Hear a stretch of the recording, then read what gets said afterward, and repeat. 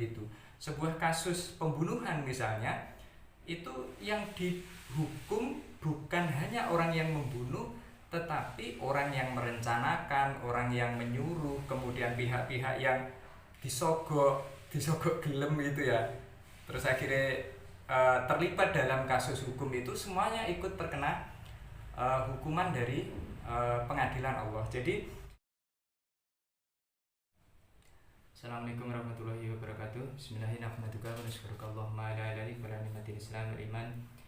wassalatu wassalamu ala sayyidil anam wa ala alihi wa sahbihi kiram, amma ba'du. Fala haula wala quwwata illa billahil aliyyil azim. Rabbi shrah li sadri wa yassir li amri wahlul 'uqdatam min lisani yafqahu qawli. Alhamdulillah, hari ini kita bisa melanjutkan kembali ngaji tafsir Kediri. Kita sampai pada surah Al-Baqarah ayat yang ke ayat berapa ini? Ayat yang ke-38 ya. Nanti ayat ke-38 dan 39 insyaallah dua ayat. Bismillahirrahmanirrahim. Qulna bitu minha jami'a fa imma ya'tiyannakum minni hudan faman tabi'a hudaya fala khaufun 'alaihim wala hum yahzanun. Qulna bitu minha jami'a, Allah berfirman, turunlah kamu semuanya dari surga itu. Sebelumnya saya sudah membahas tentang pelanggaran Nabi Adam, memakan buah terlarang, kemudian Allah memerintahkan untuk turun. Nah, turun dari surga yang dimaksud itu di dalam ayat ini ada redaksi jami'an atau semuanya. Padahal yang melakukan pelanggaran itu kan Nabi Adam dan Hawa begitu. Nah, yang disuruh turun itu bukan hanya mereka berdua, tetapi jami'an, yaitu semuanya. Semua yang dimaksud di dalam ayat ini siapa? Yaitu pihak-pihak yang terlibat dalam kasus itu. Jadi bukan hanya pelakunya memang Adam dan Hawa, tetapi yang dihukum oleh Allah supaya turun ke bumi itu bukan hanya Adam dan Hawa, tetapi iblis, setan dan kawan-kawannya itu ikut dihukum oleh Allah untuk turun dari muka bumi. Nah, ini sebuah pelajaran bagi kita di kehidupan nyata juga begitu.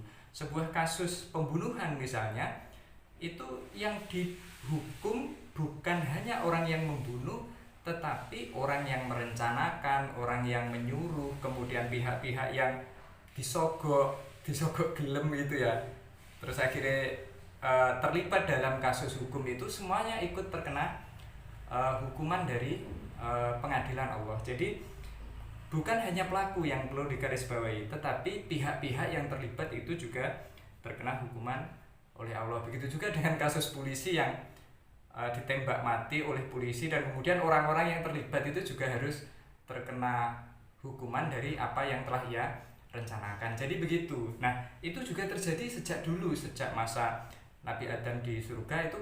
Kalau ada kasus, ya Allah itu menjatuhkan hukuman kepada semua pihak yang terlibat.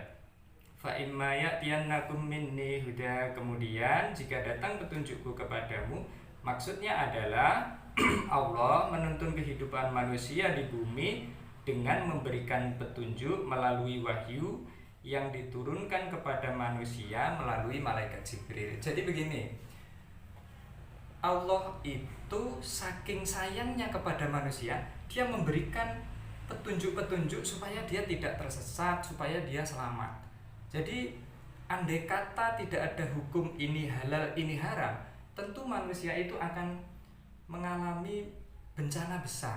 Sebab tidak jarang hewan itu dagingnya itu beracun, kemudian tumbuhan itu ada yang beracun pula. Nah, itu kalau syukur dikonsumsi oleh manusia, dia kan bisa mati.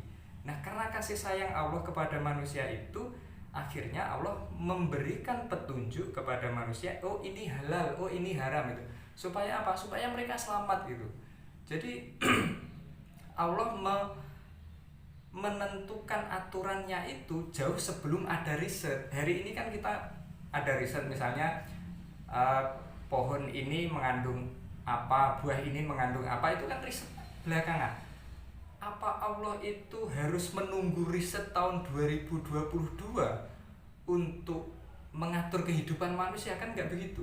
Jadi karena kasih sayang Allah, sejak dulu itu dijelaskan tentang ini halal, ini haram, begitu cukup, tidak perlu riset ya. Kalau nunggu riset kan nunggu perkembangan zaman dan tidak akan ada orang yang bisa istilahnya mengetahui tentang hal itu sejak dulu. Jadi karena kasih sayang Allah itu, Allah tidak ingin manusia itu menjadi korban gara-gara ketidaktahuan dia gitu.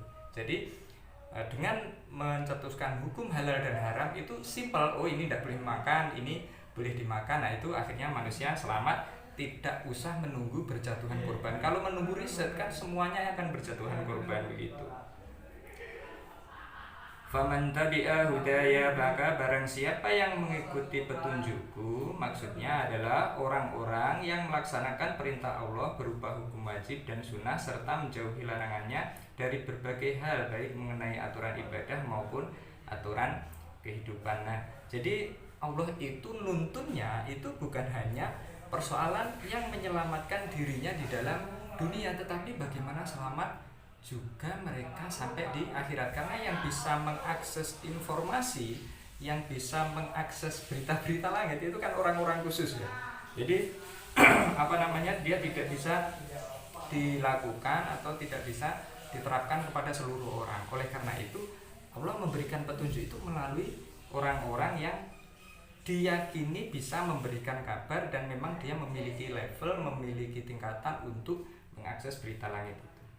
Fala khaufun 'alaihim wala hum yahzanun, niscaya tidak ada kekhawatiran atas mereka dan tidak pula mereka bersedih hati. Maksudnya seperti apa? Orang yang berjalan melewati jalur yang benar tidak akan mengalami kegelisahan. Nah, jadi begini, psikologi orang yang berada di jalur yang benar itu tenang psikologinya. Tetapi orang yang berada di jalur yang salah itu psikologinya tidak tenang. Bayangkan saja orang nerjang jalur satu itu kan perasaannya serba was-was, kayak engko nek polisi kan begitu ya. Kayak engko ketilang, perasaannya was-was karena dia sadar sebenarnya naluriah manusia itu kalau diajak ke jalan yang tidak benar itu sebenarnya tidak mau, dia protes sebenarnya. Nah, tetapi kalau dia berada di jalur yang benar, maka dia itu bawaannya tenang. Uang yang sedikit yang diperoleh dari hasil yang benar itu menenangkan, tetapi uang yang besar yang diperoleh dari hasil yang tidak jelas itu akan membuat dia itu gelisah meskipun nominalnya banyak begitu. Itu adalah sebuah naluri yang dimiliki oleh manusia.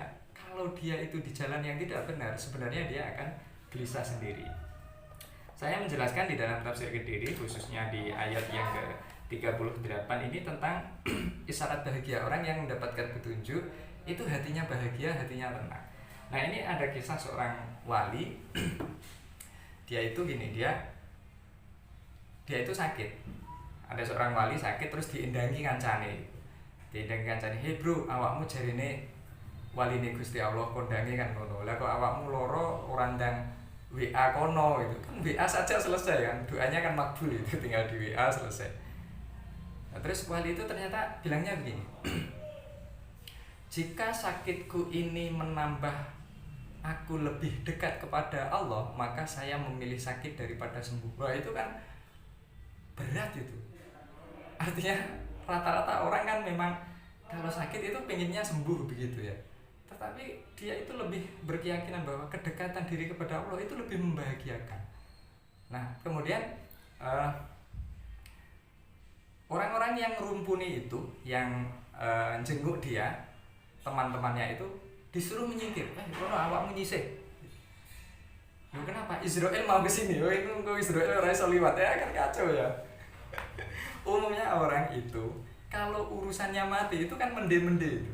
Bahkan di dalam Al-Qur'an itu kan dijelaskan begini.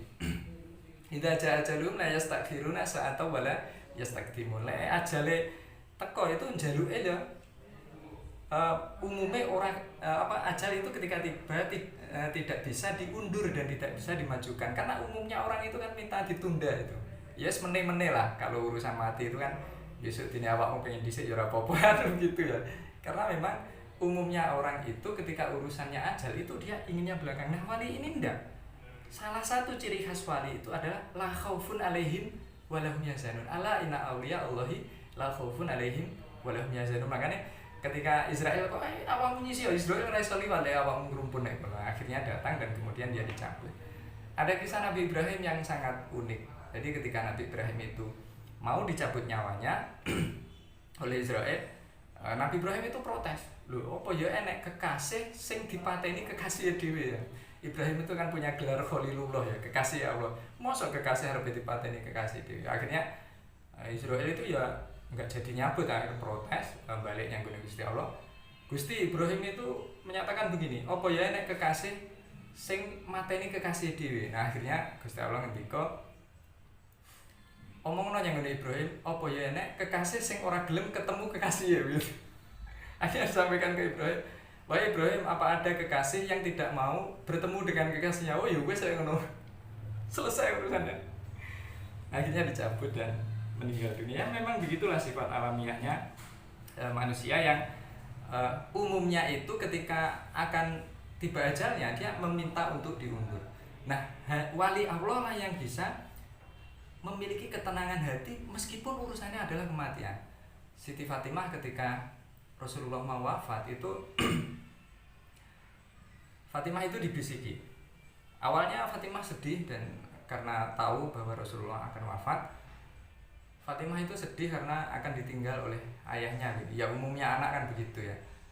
Terus akhirnya setelah Fatimah mendekat dan dibisiki oleh Rasulullah, Fatimah itu senyum. Apa bisikan Rasulullah waktu itu? Rasulullah membisikkan, orang yang pertama kali akan menyusul saya adalah engkau.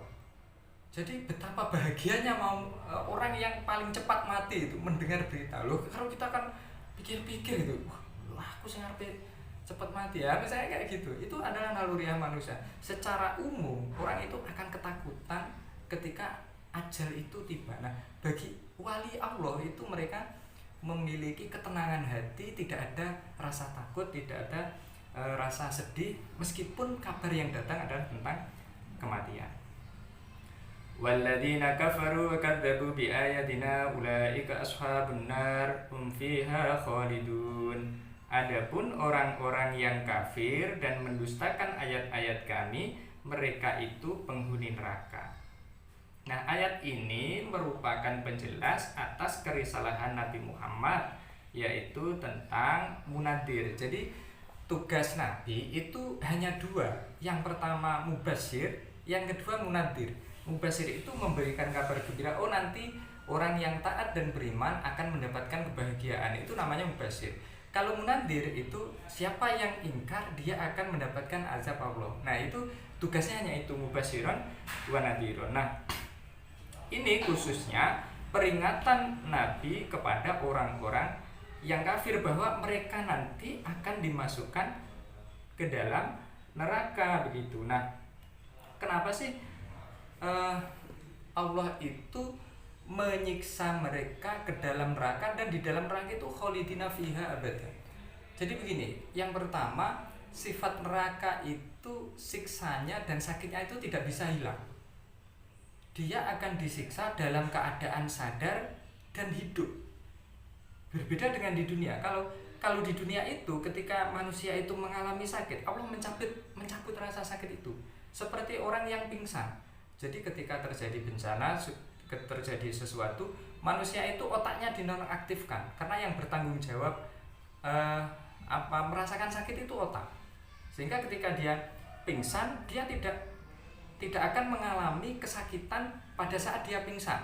Baru ketika sadar, pencem kabeh awake loro kabeh. Nah, itu karena memang rasa kasih sayang Allah kepada manusia di dunia ini, dia mencabut rasa sakit itu supaya manusia tidak terus-terusan merasakan sakit. Nah, di neraka tidak begitu. Jadi rasa sakit itu tidak dicabut sehingga apa? Itu tetap berada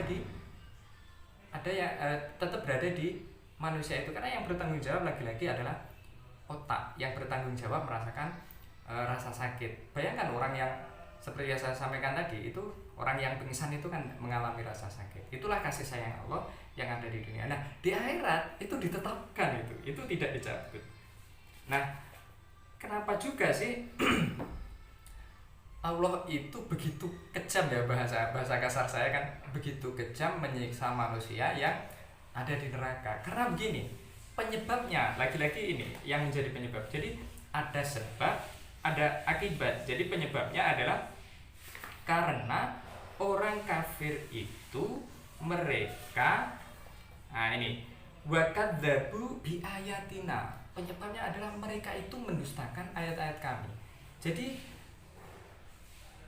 orang kafir itu disiksa oleh Allah karena Allah hanya ingin, ini catatannya, Allah hanya ingin membuktikan bahwa apa yang mereka dustakan itu benar. Hanya itu sebenarnya. Jadi orang Arab secara umum itu kan tidak percaya mengenai hari kebangkitan. Akhirnya turun surat Al-Hajj 22 ayat 5. Itu kan orang wa in kuntum fi raibin minal ba'si, in kuntum fi raibin minal ba'si, dan seterusnya itu. Nah, itu karena rata-rata orang Arab itu tidak meyakini kebangkitan. Kemudian Allah itu hanya ingin membuktikan bahwa yang mereka dustakan itu benar. Surga neraka yang mereka dustakan itu benar adanya. Karena mereka mendustakan neraka, Allah membuktikan diri, memasukkan mereka ke dalam neraka. Lah coba kalau itu tidak dibuktikan oleh Allah, tenan to ngapusi, kan begitu ya.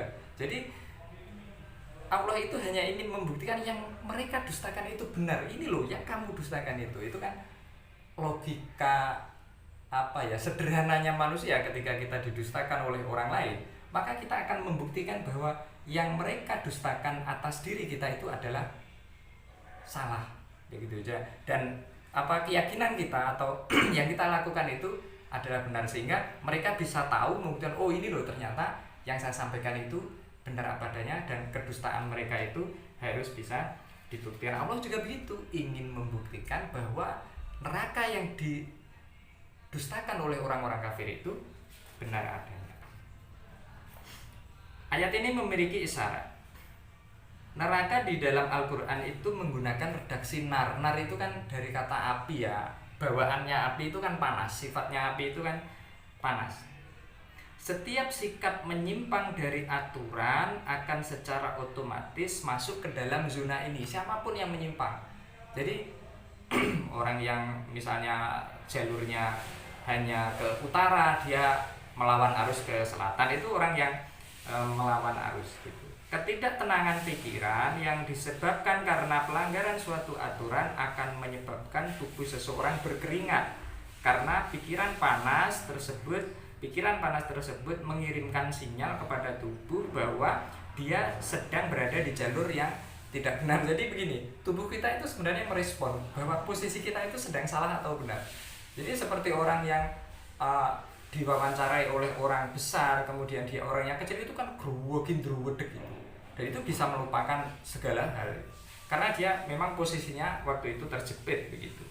Efek dari semua itu membuat orang tersebut tidak tenang dalam menjalani kehidupan dunia dan terancam masuk neraka. Nah, karena ketidaktenangan itu sebenarnya menunjukkan bahwa dia berada di jalan yang tidak benar, dan Allah ketika sudah memperingatkan tentang hal itu sebenarnya memberikan suatu kode, satu aturan dengan Al-Qur'annya, kedua kode-kode tubuh yang ada di dalam diri manusia itu ketika dia merasa tidak tenang sebenarnya dia berada di jalur yang tidak benar. Mungkin itu yang bisa saya sampaikan pada pertemuan kali ini.